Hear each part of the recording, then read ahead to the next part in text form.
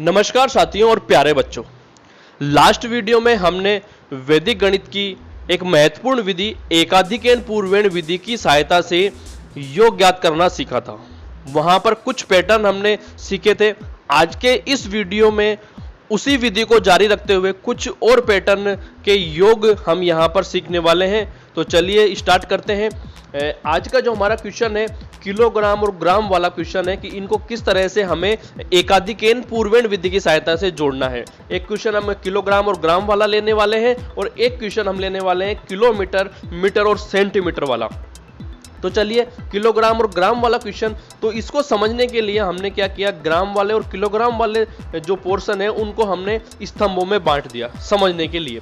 फिर हमें ध्यान रखना है, जैसा कि लास्ट वीडियो में हमने डिस्कस किया था कि जो प्रत्येक स्तंभ है उसका आधार हमें 10 लेना है और जिस भी अंक पर अंकों का योग हमारा 10 से होगा या 10 से ज्यादा होगा तो हमें उसके पूर्व वाले अंक पर एकाधिक लगा देना है। तो उसी चीज को फॉलो करते हुए हमें यहां पर योग करना है। तो चलिए देखते हैं। सबसे पहले हमने पहले स्तंभ की अगर हम बात करें तो हमने 5 में 5 जोड़ा तो हमारे पास हो गया 10। तो हमने 5 के पूर्व वाले अंक 2 पर लगा दिया यहां पर एकाधिक। तो हमारे पास कितना बच गया, 0 बच गया। इसके बाद 0 में हमने जोड़ा 8 तो हमारे पास आ गया 8। फिर हमने 8 में जोड़ा 4 तो हमारे पास हो गया 12। तो जैसे ही 12 हुआ तो हमने 4 के पूर्व वाले अंक 9 पर एकाधिक लगा दिया और हमारे पास बच गया 2। तो इस 2 को हमने जो प्रथम स्तंभ है उसके टोटल में नीचे लिख दिया। चलते हैं सेकंड स्तंभ की ओर। 4, अब 4 के नीचे लिखा हुआ है 2 का एकाधिक। तो 2 का एकाधिक को हमें क्या पढ़ना होता है, 3। तो 4 और 3 हो गए हमारे पास 7। इसके बाद 7 में हमने जोड़े 8 तो हो गए हमारे पास 15। फिर इसके बाद नीचे देखिए 9 का एकाधिक हमारे पास है। तो हमने क्या किया, 10 हो गए और 10 में हमने 5 जोड़ दिया तो हमारे पास हो गए 15।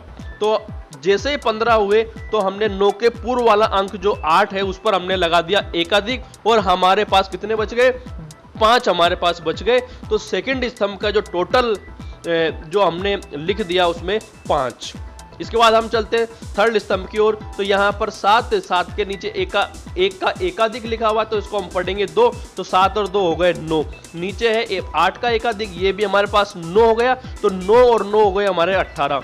तो हमने क्या किया, 8 का जो पूर्व वाला अंक है आप देख सकते हो, 8 का जो पूर्व वाला अंक यहाँ पर 5 है तो 5 पर हमने क्या लगा दिया, एकाधिक हमें लगा देना है। और जो टोटल वाला स्तंभ जो कॉलम है उसमें हमने लिख दिया 8। तो इस तरह से आप आगे भी प्रोसेस जारी रखते हुए इस पूरे जो क्वेश्चन है इसको आप हल कर सकते हो। तो इसी तरह से आप किलोग्राम और ग्राम वाले जो जितने भी योग के क्वेश्चन हैं आपकी जो बुक पे दिए हुए हैं उनको आप हल कर सकते हैं। इसके बाद हम देखने वाले किलोमीटर, मीटर और सेंटीमीटर वाले क्वेश्चनों को भी हमें इसी प्रोसेस को फॉलो करते हुए, एकाधिकेन पूर्वेण की यही विधि है, इसी प्रोसेस को हमें फॉलो करते हुए किलोमीटर, मीटर और सेंटीमीटर वाले भी जो क्वेश्चन है जिनको हमें योग करने के लिए दिया गया होगा तो वो हमें आसानी से योग कर सकते हैं। हमें 2 चीज ध्यान रखनी है, प्रत्येक स्तंभ में जो आधार हमें लेना है वो 10 लेना है और जैसे ही अंकों का योग 10 या 10 से अधिक होगा तो उसके पूर्व वाले अंक पर हमें एकाधिक